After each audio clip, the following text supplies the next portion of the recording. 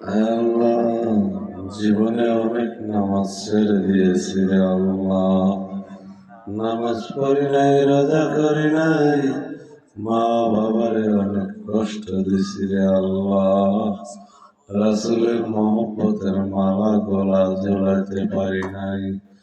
আয় আল্লাহ রব্বুল আলামিন, তওবা করে নিলাম রে মালিক। জীবনে আর কখনো পাপের কাজ করব না, আর কখনো নামাজ রোজা ছাড়ব না রে আল্লাহ।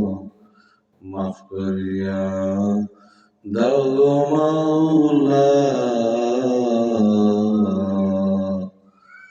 আমরা সভাকারে আর মাফ করে দাও গো আল্লাহ। যারা শুয়ে আছে কবর